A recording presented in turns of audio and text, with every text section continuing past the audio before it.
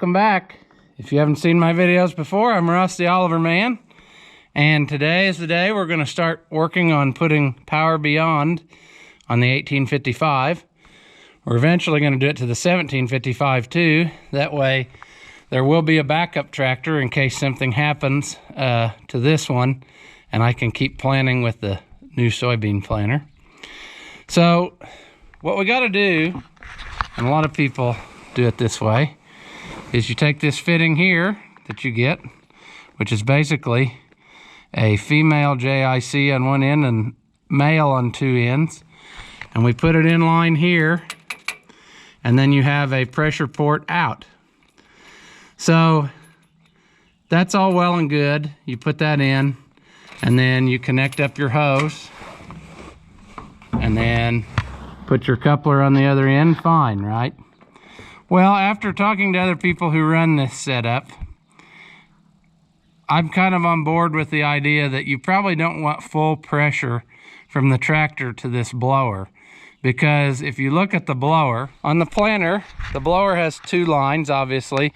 The pressure line comes in, and it goes through this filter, and it goes around and into this regulator here where you can kind of step down the pressure, and then to your hydraulic motor, and then comes around to this cooler. But the cooler is just hooked up with hose clamps. So if you weren't paying attention and you hooked it up wrong, is my thinking, that you'd shoot full hydraulic pressure to here and you'll probably blow this apart. So I'm thinking that it's not going to take that much flow to run this blower, because you're going to be running it fairly slow to maintain the air pressure, because it even says, what is it, for soybeans, 2 to 2.5 inches for corn or soybeans. So that really is not that much flow needed to do this. So I'll show you what we've come up with. So talking to that Oliver guy, Chris Losey, he likes to put a needle valve on the end so that you can dial back the pressure, and then when you're not using it, you can shut off the flow. And so I like that idea of using this to regulate the pressure. But then I'm going to take it another step farther, just because, hey, why not be more complicated than everybody else? So what I'm going to do, after I tee into this line, I'm going to put in a ball valve, and I'll probably orient it like this, so that I can shut the blower off from the seat of the tractor without having to get on and off. Because there's a lot of occasions where, you know, I have the planter set up before I drive to the field, and I think I would rather be able to just do everything from the seat instead of having to make an unnecessary trip on and off, because you do that enough while you're out there working, get on and off the tractor. So I'm going to put this on here, and then run my hose down and back, and then put that needle valve on, and then hook up my coupler. And another thing I think this will do for me is I can shut off the hydraulic flow up here, so that the whole line is not sitting under pressure when you're not using it. And another thing then, because this is making it way more complicated than it has to be, I'm going to make a bracket to hold this valve, probably from those two bolts there, so that I don't put too much stress on my T fitting, because this valve here is an actual hydraulic valve made for, I think, like 4,500 pounds of pressure, and it's kind of heavy. So I don't want the vibration to start tearing things up. So that's what we're going to do. For now, I think we'll probably just get the plumbing done, and I'll work on the bracket after that's done, because I'll have to custom make it to however I end up doing this. And the first thing we really should do is get the oil out of the tractor. And the reason we need to do that is because when we get to the return line, which is going to go in this plug here, it's well below the level of the oil. But I'm really wondering how much oil is in it, because I noticed the other day it's kind of wet under here, and what's happening is it's leaking off of the filter. And I do remember the last time I put a filter in it, I did not think that O-ring on the top of the canister was very good, and I remember thinking I need to order one of those, and I haven't done it, so I guess it's going to be now, because I doubt that there's very much oil left in this. We'll check. Ooh, dry. Nothing. Anybody in there? Hello? Hello? Hello? Nope. I think it's pretty dry. We can probably work on the top end without ever draining any oil out, because I don't think there's very much left in since the filter sits lower than everything. There's two ways you can go about draining out the oil. On a lot of the tractors, the easiest way was just hook up a hose to your remote and then pull a lever and let it pump down to where it starts to run out and then shut it off. But on these tractors with the closed center hydraulics, they gave you this Allen headed plug here, and that is actually a drain plug. So you can take that out and then it'll run a nice fine stream down into your bucket, and then you can save the oil and use it again or whatever you want to do. I also remember, after looking at this, I don't have the right line on here. This line blew on a Sunday afternoon years ago, and so I had to buy adapters to JIC and then use a piece of pipe thread hose to patch it up. And it's still going strong, so I guess I'll probably just leave it for now and tee in and not worry about it.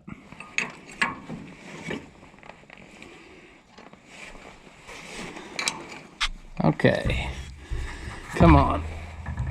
What's the saying? Righty-tighty, lefty-loosey? Something like that. There we go.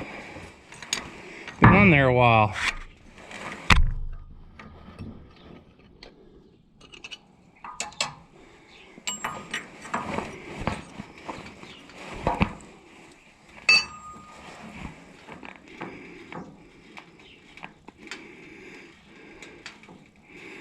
Now, if you're unclear where this goes, this is the pressure line in. This feeds your 3-point hitch, and then this line goes around to your remotes. And I wonder how much trouble I'm going to have with this since it's got this extra fitting on it. I have a feeling it's going to be... Oh, there we go. Okay, so what you're going to want to do is not get all the oil out, make a mess, and put this in there, all while still making a mess.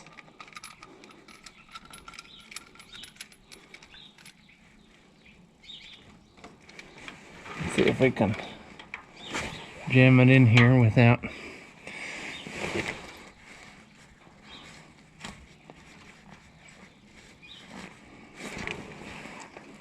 The biggest thing I was worried about is with all this extra stuff, whether it would clear, but I think we are going to make it. It's just a matter of getting my fat self in here to be able to use the wrench and give you something to look at too without just my hand in the way of the lens.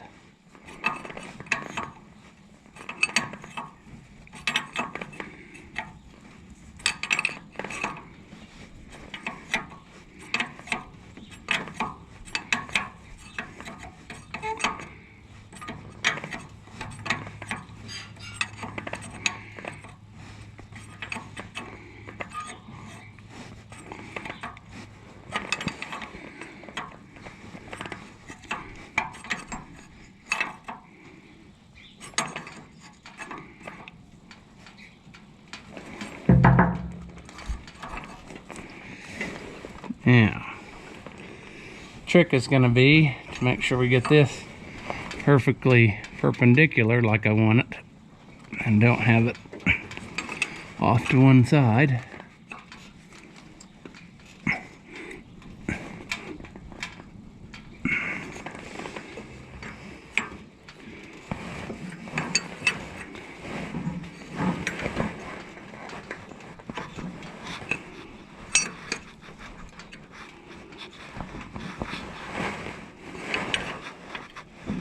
Well, I hope it's not cross-threading, because I really can't see what I'm doing from where I'm at. We're going to have to hold back on this somehow, because that's not going to work.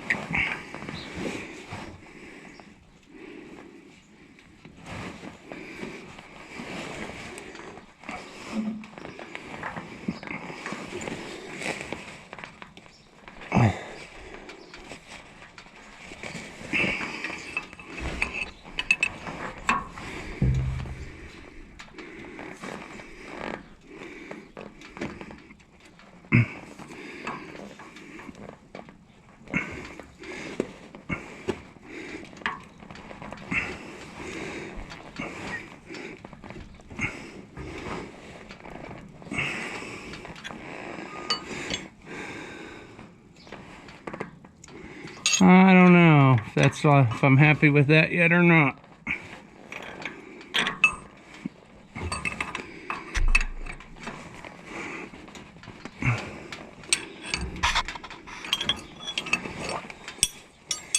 Well, we'll know when we're done whether we did a good job or not, because it'll shoot oil out of here if we didn't get it quite right. But I think it looks like it's fine. And our hose that I was worried about isn't touching anything. You may not be able to tell that, but there's space all the way around it. So that's good. I guess while we're here, I can tell you that originally their thought on these was you take this fitting out and there's a cross you put in that had pipe thread on this side, pipe thread on this side, and then the JIC on here. And I actually looked to try to buy one, and I cannot find one anywhere like that anymore. The AGCO parts books substitutes that cross for this piece. So obviously they gave up on that. And the reason why, originally they had a metal line. Actually, we're gonna do that too, because before I got the tractor, somebody had put this hydraulic line on. So I ordered a new metal line, which is nice. And so we're gonna put that in, but anyway, what I was saying is, this is the original style line, and when like the 2105 and that came out, they had like a compression fitting where you cut this tube and put the pressure out here, and I think that's kind of a dumb idea myself. I don't like cutting a $172 steel line to put in a fitting. So this little adapter trick works great. But anyway, we're gonna put this on too sometime at the end, because this end won't be a problem, but when you get over here, you gotta get down in there, and I need to power wash this all and get some of the grime off of it, because it seems like this area never gets cleaned up. So there's quite a lot of stuff built up over the years. Well, we'll do a quick mock-up here and see what how this is gonna go. But I'm thinking we'll put it like this. And obviously this will be screwed in a little bit more. The only thing I'm kind of wondering about, which now it's not going to hang on there, and let's give it a few. There we go. The only thing I'm not sure about is getting my hydraulic line to the back. I decided I'm going to have to go this way. I hope you can see that. Let me check. Yeah, you can see that. I decided I'm going to have to go to the side to make sure that I don't interfere with anything. I was hoping to go between the floor and here, but when I put my hose up through there, it's kind of a sharp bend to make a loop back into here. So I got this 90-degree fitting, hoping that I could just go straight down. Well, it's not quite right either. So I don't know, maybe I need to get another pipe nipple and extend this out, which I really hate to do because I don't like adding all these fittings. I know I'm not a plumber. Plumbers like to do that. They like to use as many fittings as possible, but I don't. I would much rather have the least amount of fittings, which is the least chance for leaks. But I don't know. I don't know if I just want to do this or if I want to go get maybe I want to go get a pipe nipple and a 90-degree elbow and come out something like this. My problem is the crimp is hitting on this draft linkage shaft here, and I can't get a good 90-degree angle to it. So I'm not real sure. See how far we're off? I hope you can see that, but I would need to bend. I don't know. I'm just not happy with that. Maybe if I go to a 45 on this, I still wouldn't be angled though the right way. That's the problem. So I'm not sure what I'm gonna do. I'll probably just go the long way around like I had it a second ago. Off to the side. I've got enough hose to do that. And go something like this. That shouldn't interfere with my draft linkage. And then it's nice from the seat where you could shut that off, turn it on. This is off, the other way's on. Don't take what I say literally all the time, because I say stupid things. But I'm thinking that's what I want. And then my hose will come back here. And we got to get our coupler bracket. I showed you way back in the video that I got those from a salvage yard, but they didn't give me the piece that it mounts to, so I'm going to have to make that. So I got to do that. Then we'll come out here and see, we got plenty hose. We can do whatever we got to do. Then we'll put this on here, and then our coupler, and then I think we'll be able to do anything we need to do with this. Regulate the pressure or shut it totally off. The other one is going to come out of here, and I think it's an 18-inch hose is what I ended up getting, and that's enough to curve down under this bracket. And I think that's where we want to be headed. Okay, so the easiest way to do this is going to be in a vise. So I got the valve clamped in a vise, and we will get some pipe tape put on here, and then we'll tighten it where it needs to be. It needs to be like that. And then we'll do this, turn it around, do the same thing for that. And we may have to adjust the angle while it's on the tractor, but we'll get it close. Pipe tape, great stuff. But when you use it, make sure you wrap it in the direction that you turn the threads, otherwise it'll just keep unraveling while you're trying to tighten it.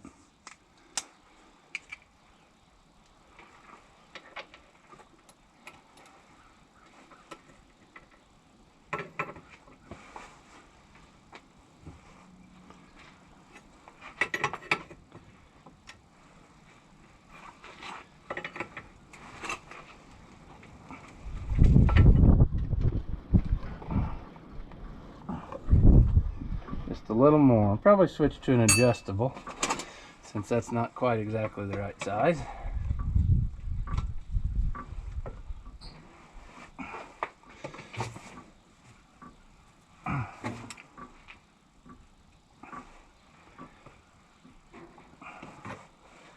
That looks about 90, I think. I don't went just a shade too far.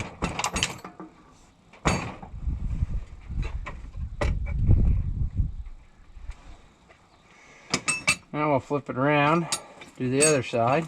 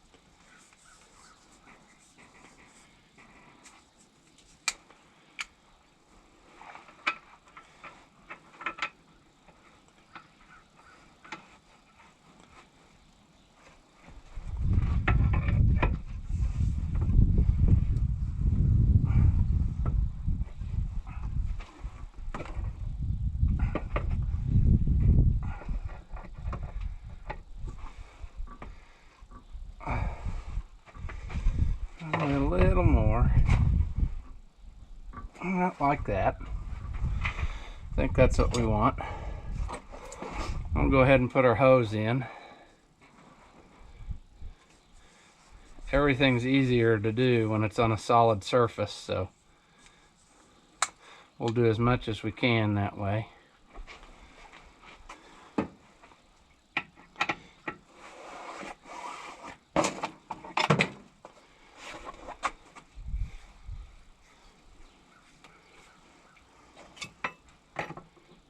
Not the right size. Should have brought the right size, but I didn't. I'll just grab it from off the bench here. I don't think that was it either. There we go.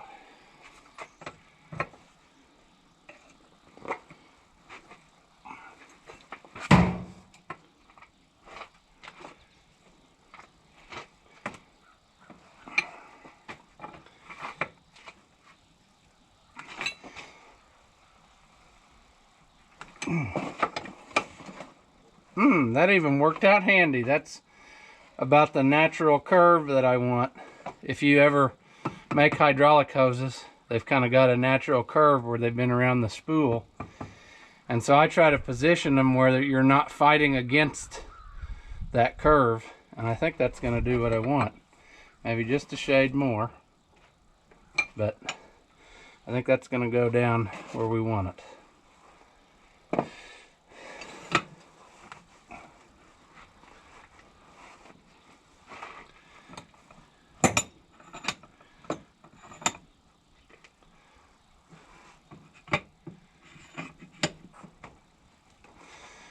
We'll go ahead and put our needle valve on. I'm going to have to get a pipe nipple to come out of the back of here to put the coupler on. I didn't think that far ahead. So we'll go ahead and do this.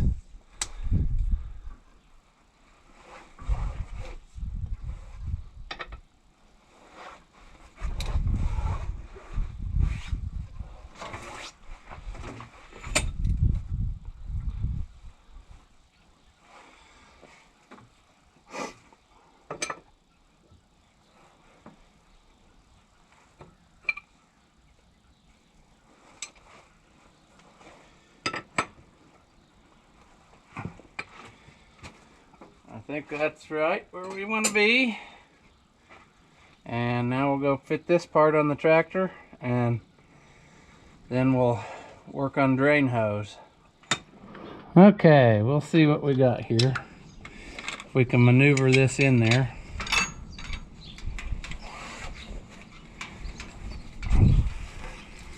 One of these days I'll get around to taking my Baler monitor off of here.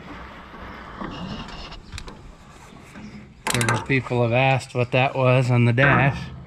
It's the monitor for the round Baler. Now, what do we want to do here? We want to get that started. Maybe.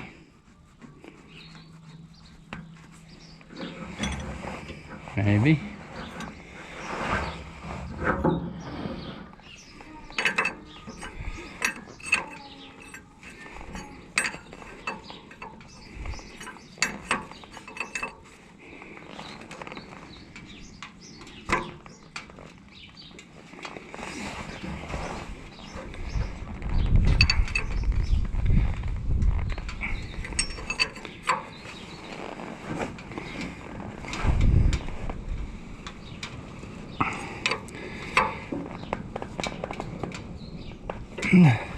So we got that mounted in here, kind of like what I was envisioning, and that's not going to work, so that's great. No, it should work. I think it's pretty well on. I need to maybe turn that down just a shade more, and then that'll be fine, because I got plenty of room here where it's not going to hit. I can tighten it down a little more, and then it'll come around here.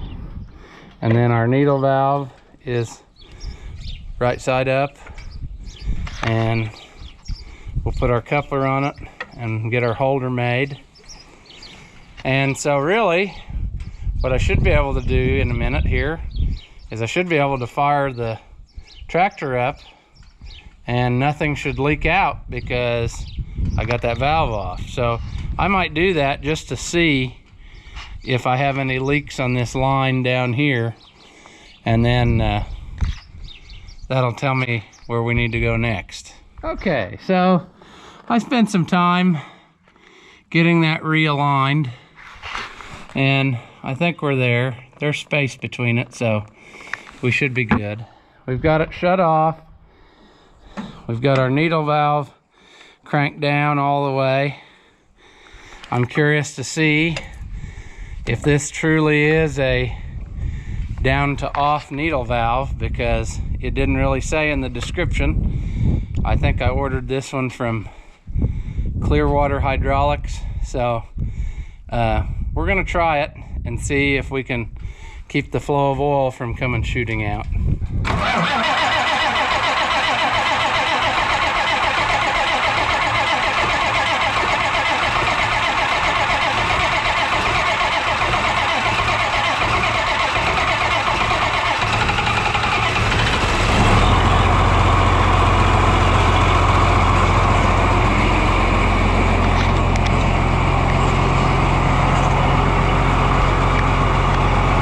Okay, now to just look for leaks. Probably should have wiped it off before we started up. I'll use a glove. That's the right tool for the job, right?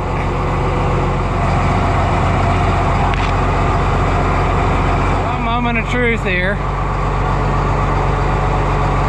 We've got our full hydraulic pressure back here. And if I crack this, it should shoot out a little bit. There it did.